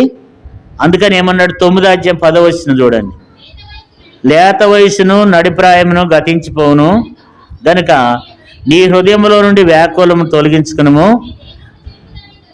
కాబట్టి నీ దేహాన్ని ఏదైతే చెరుపుతుందో దాన్ని తొలగించుకోవాలి, దాన్ని మానేయాలి. ఏదైతే నీ దేహాన్ని చెరుపుతుందో, దేని కొరకు అయితే నువ్వు ఇంకా బాప్తీసం తీసుకోవడానికి ఆలస్యం చేస్తున్నావో దాన్ని నువ్వు మానేస్తే నీ జీవితంలో మేలు అనమాట. ఎందుకంటే బైబిల్ చదువుకున్నాం, దుర్దినములు రాకముందే. ఇప్పుడు ఇతని విషయంలో మరి సరసాల నాయకుని విషయంలో మనం ఎన్ని విషయాలు చూస్తూ వచ్చినాము? 4 విషయాలు చూసాం. ఒకటి, రక్షణ అవసరమని గ్రహించాడు. రెండోది, వాక్యం అవసరమని వాక్యం వింటూ వచ్చినాడు, వాక్యం వినడానికి ఇష్టపడ్డాడు. మూడోది, విధేయత చూపిస్తూ వచ్చినాడు, వారి గాయాలు గడుగుతూ వచ్చినాడు. 4వది, బాప్తిసం తీసుకున్నాడు. 5వది కూడా చదువుకుందాం దేవుని బిడ్డలారా.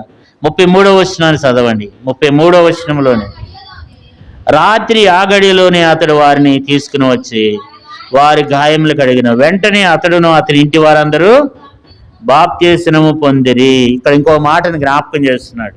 దేవుడు నాకు ఇచ్చిన తలాంపు ఏంటంటే ఐక్యత. దీన్ని ఏమంటారంటే ఆత్మ కలిగించే ఐక్యత. ఇంట్లో ఐక్యత ఉండాలి. ఐక్యత. ఇంట్లో వాళ్ళు యజమానుడు ఏది చేస్తున్నాడో అందరూ అది చేయాలి. ఇంట్లో ఎవరైనా ఒకరు రక్షింపబడ్డారనుకోండి, ఇంట్లో వాళ్ళందరూ రక్షింపబడాలి.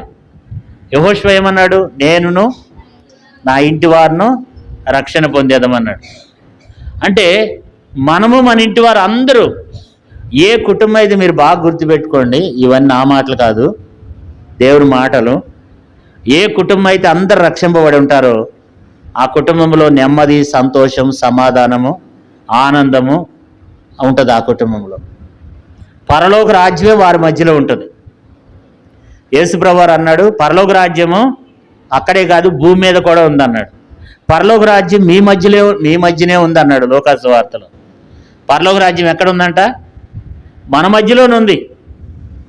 అంటే మనకు మన దగ్గర వేలుకి వేలు డబ్బులు ఉంటేనో, లేకపోతే ఆస్తి ఉంటేనో, లేకపోతే మన దగ్గర పొలాలు ఉంటేనో, లేకపోతే మన దగ్గర అవి ఉంటే ఇవి ఉంటేనే కాదు. కానీ మన దగ్గర ఏమున్నా లేకపోయినా మనలో ఈ రక్షణ అనేది నీలో నాలో ఉన్నప్పుడు మనకు పరలోకం ఎక్కడుందంటే భూమి మీదే ఉంది అనమాట. అంటే నెమ్మది ఎక్కడుంది అంటే భూమి మీదే ఉంది. లోకాసు వార్తలో ఆ మాట ఉంటుంది అనమాట. మీ మధ్యనే ఉన్నది అంటాడు యేసుప్రభువారు. అది ఎక్కడో నాకు ఇప్పుడు కనిపించడం లేదు. చూడండి, చదువుకుందాం. లోకాసు వార్త 17వ అధ్యాయము 20-21 వచనాలు చదవండి. 20-21 వచనం. దేవుని రాజ్యం ఎప్పుడు వచ్చునని పరిచయులు ఆయన అడిగినప్పుడు ఆయన, దేవుని రాజ్యం ప్రత్యేకంగా రాదు, ఎందుకనగా ఇదిగో దేవుని రాజ్యం మీ మధ్యనే ఉన్నది, గనుక ఇదిగో ఇక్కడనని అక్కడనని వీలు పడదని వారికి ఉత్తరం ఇచ్చింది. దేవుని రాజ్యం ఎక్కడుందంట? మన మధ్యలోనే ఉందంట. మన కుటుంబంలో నెమ్మది ఎక్కడి నుంచి వస్తుంది అంటే మనలోనే ఉంది. మనం ఆ బాప్తిసం అనేది, ఆ కుటుంబ ఐక్యత అనేది ఎప్పుడైతే ఉందో అది నీలోనే ఉంది. కాబట్టి మన కుటుంబం ఏం కలిగి ఉండాలి? ఐక్యత కలిగి ఉండాలి. బైబిల్లో రాయబడింది ఇదే లోకాసు వార్త, ఇదే అపోస్తుల కార్యములు 16వ అధ్యాయం 15వ వచనం చూడండి. ఆమెయు ఆమె ఇంటి వారును బాప్తిసం పొందినప్పుడు ఆమె, నేను ప్రభువు అనేందు విశ్వాసం కలదాన్నై. అంటే ఇక్కడ మనం చూసినట్లయితే అక్కడ ఏం రాయబడింది? ఆమెయు ఆమె ఇంటి వారు ఏం చేస్తూ వచ్చినారంట? బాప్తిసం పొందిన ఆమె ఇంటి వారు. అంటే ఈ కుటుంబం ఐక్యత కలిగినటువంటి కుటుంబం.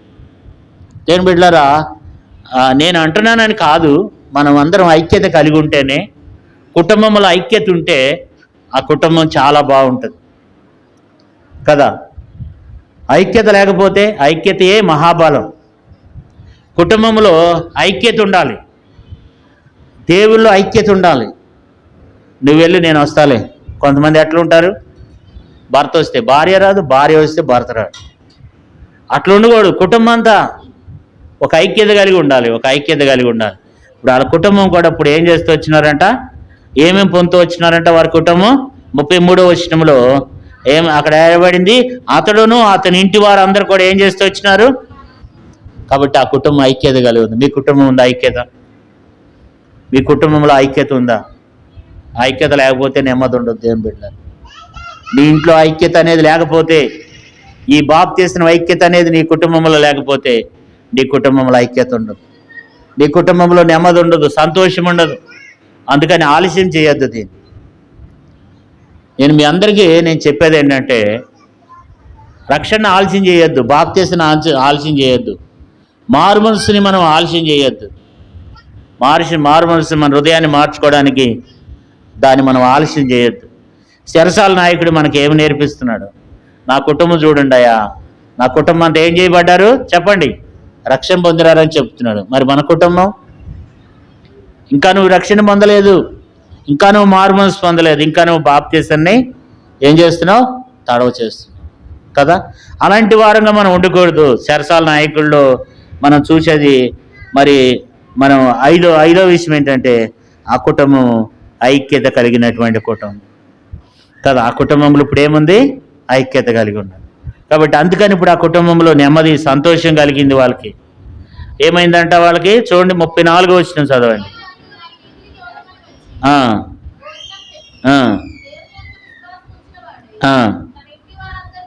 ఇప్పుడు ఆనందం వచ్చింది కుటుంబంలోకి. ఏమొచ్చింది? ఇప్పుడు ఆనందం వచ్చింది. కాబట్టి ఇప్పుడు కుటుంబంలో ఐక్యత ఉంది. కుటుంబంలో ఏం కలిగి ఉంది? ఐక్యత కలిగి ఉన్నారు అన్నమాట. కుటుంబంలో ఐక్యత, కుటుంబంలో అలాంటి ఐక్యతను మనం కలిగి ఉండాలి దేవుని బిడ్డలారా. ఇప్పుడు ఎన్ని విషయాలు చూస్తూ వచ్చినాం మనం? ఎన్ని చూసాం? 5 చూస్తూ వచ్చినాం. 1, రక్షణ అవసరమని గ్రహించాడు. 2వది, దేవుని వాక్యాన్ని వినడానికి ఇష్టపడ్డాడు. 3వది, విధేయత చూపించాడు. 4వది, బాప్తీసం. 5వది, ఐక్యత. 6వ విషయాన్ని కూడా చదువుకుందాం. 6వ విషయం 34 వచనం. మరియు అతడు వారిని ఇంటికి తోడుకుని వచ్చి భోజనం పెట్టి దేవుని యందు విశ్వాసం గలవాడు ఇచ్చిన వాడే తన ఇంటి వారందరితో కూడా ఆనందించిన. అంటే భోజనము పెట్టి, అంటే ఆతిథ్యము చేసేటువంటి కుటుంబం. ఏం కుటుంబం చెప్పండి? ఆతిథ్యం చేసే కుటుంబం. బైబిల్లో రాయబడింది, ఆతిథ్యం చేయ మరొకడి. కాబట్టి లూదియా కుటుంబం కూడా ఎలాంటిది? 15వ అధ్యాయము 16వ అధ్యాయం అపొస్తలుల కార్యములు 15వ వచనం. ఆమెయు ఆమె ఇంటి వారును బాప్తీసం పొందినప్పుడు ఆమె, నేను ప్రభువునందు విశ్వాసం కలదానై మీరు ఎంచితే నా ఇంటికి వచ్చిండుడని వేడుకుని మమ్మను బలవంతం చేశాను. కాబట్టి ఇది ఆతిథ్యం చేసే కుటుంబం. అబ్రహాము కుటుంబం ఏం చేస్తూ వచ్చింది? ఆతిథ్యం చేస్తూ వచ్చింది. సునేమిరాలు ఏం చేస్తూ వచ్చింది? ఆతిథ్యం చేస్తూ వచ్చింది. కాబట్టి ఇప్పుడు కూడా ఈయన కూడా ఏం చేస్తూ వచ్చినాడంట? ఏం చేశాడు? భోజనం పెడుతూ వచ్చినాడంట. ఇంటికి తోడుకుని పోయి 34 వచనాన్ని మరొకసారి చదువుకుందాం. మరియు అతడు వారిని ఇంటికి తోడుకుని వచ్చి భోజనం పెట్టి. కాబట్టి ఇంటికి తోడుకుని వచ్చినాడంట. ఇంటికి తోడుకుని వచ్చినాడు. ఇప్పుడు దాకా ఇంటికాళ్ళు లేరు, వాళ్ళు ఎక్కడో బాప్తీసం తీసుకోవడానికి వెళ్ళారు, అక్కడ ఉన్నారు. అక్కడ తీడిచిపెట్లా, రండి మా ఇంటికి రండి, మా ఇంటికి వచ్చి భోజనం చేయండి అని చెప్పి ఏం చేస్తూ వచ్చినారంట? ఇంటికి తోడుకుని వచ్చి భోజనం పెడుతూ వచ్చినారంట. ఆతిథ్యం చేసేటువంటి కుటుంబం, ఆతిథ్యం చేసే స్థితిలోనికి వచ్చినాడు, ఆతిథ్యం చేస్తూ వచ్చినాడు కదా. కాబట్టి ఇప్పుడు ఆతిథ్యం చేస్తూ వచ్చినారు. తర్వాత మనం చూడండి చదువుకుందాం. 34వ వచనంలోనే మరొక మాట మనకు చదువుకుందాం. చూడండి 34. దేవుని యందు విశ్వాసం ఉంచిన వాడే. అంతకితం దేవుని యందు ఏం లేదు. అంతకితం దేవుని యందు విశ్వాసం లేదు ఆయనకి. అంతకితం దేవుడు అంటే ఆయనకి ఇష్టం లేదు. దేవుని యందు విశ్వాసం ఉంచలే. దేవుని యందు విశ్వాసం ఉంచకపోతే, నమ్మిక ఉంచకపోతే మనం మారుమనసు పొందం, రక్షణ పొందం. దేవుని మాటలు మనం వినినప్పుడు మనం నమ్మకపోతే మారుమనసు పొందం. ఇప్పుడు అతను నమ్మినాడు, విశ్వాసం ఉంచినాడు. పౌలు చీలలు చేసిన ప్రార్థన విన్నాడు, వాళ్ళు పాడిన పాటలు విన్నాడు, వాటిని నమ్మాడు, విశ్వాసం ఉంచినాడు. నేను కూడా దేవుని బిడ్డగా ఉండాలనుకున్నాడు. అందుకైతే విశ్వాసం లేదు. ఇప్పుడు విశ్వాసం వచ్చేసింది ఆయనలోకి. నువ్వు ఎలాగున్నావు? మనం నమ్మకపోతే దేవుని బిడ్డలారా మనం మారుమనసు పొందలేం, బాప్తీసం తీసుకోలేం, రక్షణ అనుభవాన్ని మనం రాలేం కదా. ఈ రాత్రి నువ్వు చనిపోతే నరకానికి వెళ్తావు అనే విషయం నమ్మకపోతే నువ్వు అనుకుంటావు నాకు ఇంకా చాలా ఆయుష్ ఉందలే అనుకుంటావు. పరలోక రాజ్యం ఉంది, పాతాళం ఉంది, పాతాళంలో అగ్ని ఆరదు, పురుగు సావదని నువ్వు నమ్మితే ఈరోజే బాప్తీసం తీసుకుంటావు. అసలు నేను వెళ్ళేటప్పుడు ఏం జరుగుద్దో, ఎందుకు వచ్చింది బాబు నాకు తొందరగా బాప్తీసం ఇచ్చేయండి అండి, ఈ చెరువులు ఇచ్చేయండి అండి, ఇక్కడ ఉన్నాయి కదా మన చుట్టూ చెరువులు ఉన్నాయి కదా అన్న, ఈ చెరువులో మాకు బాప్తీసం ఇచ్చేయండి, ఆలస్యం వద్దు నాకు, మనం ఏం చేయాలంటే తొందరపడాలి. ఇప్పుడు ఆయన ఏం చేస్తూ వచ్చినాడు? నమ్మినాడు కనుక విశ్వాసం ఉంచాడు. అమ్మో నిజమే, దేవుని ఉగ్రత ఉంది, దేవుని ఉగ్రతకు భయపడితే ఈరోజే బాప్తీసం తీసుకుంటావు. దేవుని ఉగ్రతకు భయపడకపోతే నువ్వు ఎప్పటికీ బాప్తీసం తీసుకోలేవు. చచ్చిపోయేటప్పుడు కూడా నువ్వు బాప్తీసం తీసుకోవు. దేవుని యొక్క ఉగ్రతకు నువ్వు భయపడకపోతే, దేవుని ఉగ్రత అనేది నీకు తెలియకపోతే, ఆ ఉగ్రతకు దేవుని భయం అనేది నీలో లేకపోతే నువ్వు ఎప్పటికీ రక్షణ పొందలేవు, నువ్వు ఎప్పటికీ బాప్తీసం తీసుకోలేవు, నువ్వు ఎప్పటికీ యేసు ప్రభువుని సొంత రక్షణగా అంగీకరించలేవు. ఏదో నామకార్థంగా వెళ్తూ ఉంటాం, వస్తూ ఉంటాం. కాబట్టి ఈ చెరసాల నాయకుడు మనకి ఏం జ్ఞాపకం చేస్తున్నాడంటే నమ్మినాడు. విశ్వాసం అంటే నమ్మకం. చెరసాల నాయకుడు ఏం చేస్తూ వచ్చినాడంట? విశ్వాసం ఉంచి వచ్చినాడంట. దేవుని యందు విశ్వాసం ఉంచిన వాడై, కాబట్టి ఇప్పుడు తన ఇంటి వారు అందరితో కూడా ఇప్పుడు ఏం చేస్తూ వచ్చినాడు? ఆనందిస్తూ వచ్చినాడు. ఇప్పుడు తన విశ్వాసం గలవాడయ్యాడు. అందుకేతం తనలో ఏం లేదు, విశ్వాసం లేదు. కాబట్టి అందుకని ఏమన్నారు పౌలు 30వ వచనంలో, 31వ వచనం, అందుకు వారు ప్రభువైన యేసునందు విశ్వాసం ఉంచు, అప్పుడు నీవును నీ ఇంటి వారు ఏం చేస్తారు? కాబట్టి అప్పుడు రక్షణ పొందాడు అనమాట. అప్పుడు విశ్వాసం ఉంచాడు. అప్పుడు వారికి విశ్వాసం లేదు. అయ్యా నేను రక్షణ పొందాలంటే ఏం చేయాలని అడిగినప్పుడు పౌలు అన్నాడు, నువ్వు విశ్వాసం ఉంచితే రక్షణ పడతావు. కాబట్టి దేవుడు వాక్యం ద్వారా మరొకసారి దేవుడు మనతో మాట్లాడుతున్నాడు. నువ్వు విశ్వాసం ఉంచితే నువ్వు రక్షణ పడతావు, నమ్మితే నువ్వు రక్షణ పడతావు. దేవుని ఉగ్రత ఉందని నువ్వు భయపడితే రక్షణ పడతావు. నువ్వు దేవుని ఉగ్రతకు నువ్వు భయపడకపోతే నువ్వు ఈ సంవత్సరం కాదు, వచ్చే సంవత్సరం కాదు, ఇంకా ఎన్ని సీరియళ్ళు చూసినా, ఎన్ని సినిమాలు చూసినా ఇంకా నీకు తనివి తీరదు. ఎందుకంటే కళ్ళకు తృప్తి లేదు. ఎంత చూసినా ఏముండదు చెప్పండి? కళ్ళకు ఏమి లేదంట, కళ్ళకు తృప్తి లేదంట. ఎంత తిన్నా ఏముండదు, శరీరానికి తృప్తి ఉండదు. నువ్వు ఈరోజు మటన్ బిర్యానీ తినొచ్చు, రేపు చికెన్ బిర్యానీ తినొచ్చు, ఎల్లుండి రొయ్యలతో తినొచ్చు, చేపలతో తినొచ్చు. ఎంత తిన్నా మరలా మొదటికి వచ్చేస్తావు. ఎందుకంటే శరీరానికి ఏముండదు, శరీరానికి తృప్తి ఉండదు. కాబట్టి దేని బిడ్డలారా, మనం ఏం చేయొద్దు? రక్షణ నిర్లక్ష్యం చేయొద్దు, విశ్వాసం కలిగి ఉండాలి. అతనిలో ఏమొచ్చిందంటే ఇప్పుడు విశ్వాసం వచ్చిందంట. చివరిలో మనం చూసినట్లయితే ఏముంది అక్కడ? ఇంటి వారు అందరితో కూడా ఏం చేశాడు? ఇప్పుడు ఆనందించాడు. ఆ కుటుంబంలో అంతకితం ఆనందం లేదు, అలాంటి సంతోషం లేదు. ఇప్పుడు ఆ కుటుంబంలో ఆనందం వచ్చింది, సంతోషం వచ్చింది. ఆ కుటుంబంలో ఇప్పుడు ఏమైంది? మార్పు నొందిన కుటుంబం. ఆ కుటుంబానికి ఉన్నటువంటి దుర్వ్యసనాలన్నీ పోయినాయి, దేవునికి ఇష్టం లేని వ్యసనాలన్నీ పోయినాయి, దేవుడు చేయొద్దన్న కార్యాలన్నీ వ్యర్థ ప్రయాసం అంతా పోయింది.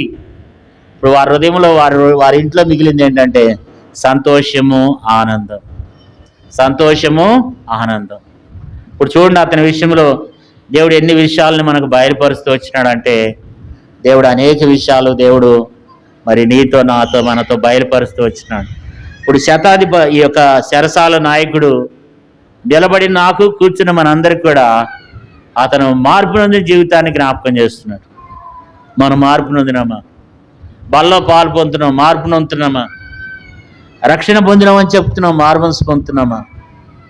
ఎలాగున్నాం? మన పరిస్థితి ఎలా ఉంది, ఏ రీతిగా ఉందో మనం పరీక్షించుకుందాం. ఇప్పుడు చెరసాల నాయకుల్లో మనం అనేక విషయాలు చూస్తూ వచ్చినాం. రక్షణ అవసరమని ఏం చేశాడు? ఆయన గ్రహించినాడు. వాళ్ళు అడగటం కాదు, మనం చాలాసార్లు అడుగుతాం, అక్క రక్షణ పొందరవా, అక్క బాప్తీసం తీసుకోవా అని అడుగుతాం మనం కదా. కానీ అక్కడ అతనే అడుగుతున్నాడు. ఏమడుగుతున్నాడు? 30వ వచనంలో, అయ్యలారా రక్షణ పొందడానికి నేనేమి రక్షణ అనేటువంటి మంట కలిగిన వాడు ఉన్నాడు. కాబట్టి రక్షణ అవసరమని గ్రహించాడు, దేవుని వాక్యాన్ని వినటానికి ఇష్టపడ్డాడు, విధేయత చూపిస్తూ వచ్చినాడు, బాప్తీసం అవసరమని గ్రహించాడు, కుటుంబం ఐక్యతను జ్ఞాపకం చేస్తున్నాడు. కుటుంబం అంతా ఐక్యత కలిగి ఉన్నారు వాళ్ళ కుటుంబం. 6వ విషయము, కుటుంబం అంతా కూడా ఆతిథ్యం చేసేటువంటి కుటుంబం అయిపోయింది కదా. 7వ విషయం ఏంటంట? రక్షణ పొందినాడు. రక్షణ అందుకితము విశ్వాసం లేదు, అందుకుటం ఆ ఇంట్లో ఏమి లేదు. 34వ వచనంలో, దేవుని యందు విశ్వాసం ఉంచిన వాడై తన ఇంటి వారు అందరితో కూడా ఆనందించను. మరి ఆనందం కావాలని ప్రతి ఒక్కరూ కోరుకుంటాం. నువ్వు దేవుని యందు విశ్వాసం ఉంచినప్పుడు నీ కుటుంబంలో ఆనందం, సంతోషం కలుగుతుంది. ఇవన్నీ చెరసాల నాయకులు ఉన్నటువంటి మార్పు నొందినటువంటి తనలో కలిగినటువంటి మార్పులు. ఎలాంటి మార్పులు కలిగినాయి? రక్షణ, వాక్యం వినడానికి ఇష్టపడ్డాడు, విధేయత చూపడానికి ఇష్టపడ్డాడు. బాప్తిసం అవసరమని, ఐక్యత అవసరమని, తర్వాత ఆతిథ్యం చేసేటువంటి వ్యక్తిగా చూస్తూ ఉన్నాం. కుటుంబం ఆతిథ్యం, అందరు కలిసి ఏం చేస్తూ వచ్చినారు? ఆతిథ్యం చేస్తూ వచ్చినారు కదా. తర్వాత విశ్వాసం ఉంచుతూ వచ్చినాడు. కుటుంబంలో ఇప్పుడు ఏమైంది? ఆనందం కలిగింది, సంతోషం కలిగింది. ఇటు ఆనందం నీకు కావాలా? ఇటు సుఖము నీకు కావాలా? ఈ సంతోషము నీకు కావలేనా? ఈ సంతోషము నీకు కావలేనా? ఈ సంతోషము నీకు కావలేనా? అంటే మనం ఎవరికో పాటలు పాడతాం, ముందు మన సంగతి ఏంటి ఆలోచించం. మనం ఎక్కడెక్కడికో చెప్తాం, నీ కుటుంబంలో ఆనందం కావాలా, సంతోషం కావాలా అని. ఈ సంతోషం నీకు కావాలా? మొట్టమొదట నీ కుటుంబంలో సంతోషం, ఆనందం ఉందా? మనం పరీక్షించుకుందాం వాటి వెలుగులో. నీ కుటుంబం కూడా ఆనందం, సంతోషం నీ కుటుంబంలో కూడా కలుగుతుంది. నీ కుటుంబంలో నెమ్మది కలుగుతుంది. నీ కుటుంబంలో ఆశీర్వాదం, నీ కుటుంబంలో దేవుని యొక్క దీవెన. చనిపోతే పరలోక రాజ్యం పోతాం. పరలోక రాజ్యాన్ని భూమి మీదనే మనం అనుభవిస్తాం. పరలోక రాజ్యం మన మధ్యనే ఉన్నదని దేవుని వాక్యంలో చదువుకుంటూ వచ్చినాం. మనమే పరీక్షించుకుందాం. మోకరించండి. ప్రభు యొక్క శరీరంలో, రక్తంలో పాలు పొందుకుందాం. 1-2 నిమిషాలు మనం తగ్గించుకుందాం. ఇది నిజమే, దేవుని వాక్యం అని నమ్మండి. దేవుని ఉగ్రత ఉందని గ్రహించండి, నమ్మి విశ్వసించండి. దిద్దుబాటు నీకు అసహ్యం కాదా అన్నాడు దేవుడు. వాక్యం రాయబడింది, దిద్దుబాటు నీకు అసహ్యం కాదా? దిద్దుకోవడానికి ఇష్టపడం మనం. నా మాటలు కాదు, ఇక్కడ ఒక చెరసాల నాయకుల్లో కలిగిన మార్పులు. చెరసాల నాయకుల్లో కలిగింది మార్పు. రక్షణ అవసరమని గ్రహించి రక్షణ పొందాలంటే నేను ఏం చేయాలని అడిగినాడు. దేవుని వాక్యాన్ని వింటూ వచ్చినాడు, విధేయత చూపిస్తూ వచ్చినాడు. మనలో ఉందా దేవునికి విధేయత చూపేది ఉందా? బాప్తిసం తీసుకున్నారు, కుటుంబం అంతా ఐక్యత కలిగి ఉన్నారు. నువ్వు కూడా ఒక ఐక్యత కలిగి లేకపోతే ఐక్యత కలిగి ఉండడానికి ప్రయత్నించు. కుటుంబం ఆతిథ్యం చేసే కుటుంబం దేవుని యందు విశ్వాసం ఉంచారు. అంతకితం తనకి విశ్వాసం లేదు. లోకస్తుడు లోకంలో జీవిస్తూ వచ్చినాడు, కానీ ఇప్పుడు తన ఇంటి వారు కూడా రక్షింపబడ్డారు. మరి మన సంగతి ఏంటి? ప్రభు నిన్ను అడుగుతున్నాడు, అంతవరకు సహిస్తున్నావా? మాటల్లో, ప్రవర్తనలో. రక్షింపబడిన ప్రియ సహోదరుడా, సహోదరి, నేను బాప్తిసం తీసుకున్నాను, నేను మార్మోన్స్ పొందాను అని ఉరువులుగుతున్నావేమో. నీలో మార్పు ఉందా? నీలో బూతులు మాన్యావా? అబద్ధాలు మానేవా? ఇతరుల మీద కొండెం మానేవా? ఇతరుల మీదకి జగడాలకు వెళ్తాం మానేవా? నీ హృదయం ఏం మారింది? ఇప్పుడు చనిపోతే నీ పరిస్థితి ఏంటో చూడు. ఇప్పుడు వరకు దేవుడు మాట్లాడుతూ వచ్చినాడు, బలలో పాలు పొందుతున్నావు, ఇప్పుడు బలలో చేవేస్తున్నావు. నువ్వు రక్షణ పొందినావా? రక్షణ పొందిన నీ సంగతి ఏంటి అంటున్నాడు దేవుడు. రక్షణ ఆనందాన్ని పోగొట్టుకుని ఉన్నావేమో, దేవుని రక్షణకు దూరంగా ఉండి జీవిస్తున్నావేమో, జీవించున్న పేరుంది కానీ మృతుడిగా ఉంటున్నావేమో.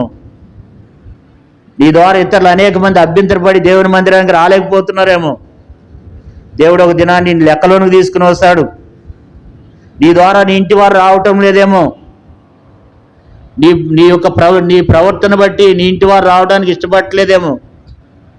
నీ ఇంటి వారు మారడానికి ఇష్టం లేని స్థితిలో ఉన్నారేమో. రక్షణ పొందినటువంటి వారికి కూడా దేవుడు హెచ్చరిక చేస్తున్నాడు, అంతవరకు సహించాలి. మన ఇంటి వారిని ప్రేమించాలి, మన భర్తను, మన భార్యని, మన పిల్లలను ప్రేమించాలి. నీలో మార్పు నొందకపోతే నీ ఇంటి వారు మారరు. మన సంగతి ఏంటి? మన ఇంట్లో మార్పు నొందుతున్నామా? చెరసాల నాయకుడు మార్పు నొందాడు కనుక వాళ్ళ ఇంటి వాళ్ళు అందరూ మార్పు నొందారు. నువ్వు మార్పు నొందుతున్నావా? ప్రభా, నా మూలంగా నా భర్త మార్మన్స్ పొందలేదని ఒప్పుకో దేవుని వల్ల. ప్రభా, నా మూలంగా నా భర్త, నా పిల్లలు మార్మన్స్ పొందటం లేదు. ఒప్పుకుందాం ప్రభు దగ్గర. మన ప్రవర్తన బట్టి అనేక మంది రాబట్టే వారంగా ఉండాలి. నీ ప్రవర్తన బట్టి నీ ఇంట్లో వాళ్ళు, నీ అన్న చెల్లెళ్ళు, నీ అక్క చెల్లెళ్ళు నీ మూలంగా రావట్లేదేమో. నీ పిల్లలు, నీ భార్య నీ మూలంగా రావట్లేదేమో.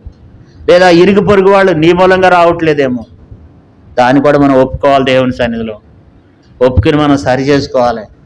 చెరసాల నాయకుల్లో నుంచి దేవుడు అనేక విషయాలు చెప్పినాడు. నేను రక్షింపబడినా, నేను మునిగినాను, భక్షింగంకులు నాకు బాప్తీసం ఇచ్చినాళ్లే, ఏం కాదు అని అనుకుంటున్నామేమో. దేవుడు నిన్ను కూడా లెక్క అడుగుతున్నాడు. అంతవరకు నీ జీవితం ఎట్లుంది? నీ భక్తి జీవితం, నీ ప్రవర్తన ఎట్లా ఉంది? ఇతరులు నీ విషయంలో ఎట్లా ఉన్నారు? ఎంతమంది నీ మూలంగా బాధపడుతున్నారు? ఎంతమంది నీ మూలంగా ఏడుస్తున్నారు? ఎంతమంది నీ మూలంగా దుఃఖపడుతున్నారు? నీ ప్రవర్తన బట్టి నీ భార్య ఎంత బాధపడుతుంది? నీ ప్రవర్తన బట్టి నీ భర్త ఎంత బాధపడుతున్నాడు? నీ ప్రవర్తన బట్టి నీ పిల్లలు ఎంత బాధపడుతున్నారు? నీ ప్రవర్తన బట్టి సంఘం ఎంత బాధపడుతుంది? నీ ప్రవర్తన బట్టి దైవ సేవకులు ఎంత బాధపడుతున్నారు? నీ ప్రవర్తన బట్టి ఇతరులు ఎంత నష్టపోతున్నారు? దాన్ని కూడా మనం జ్ఞాపకం చేసుకుని మనం పరీక్షించుకుందాం.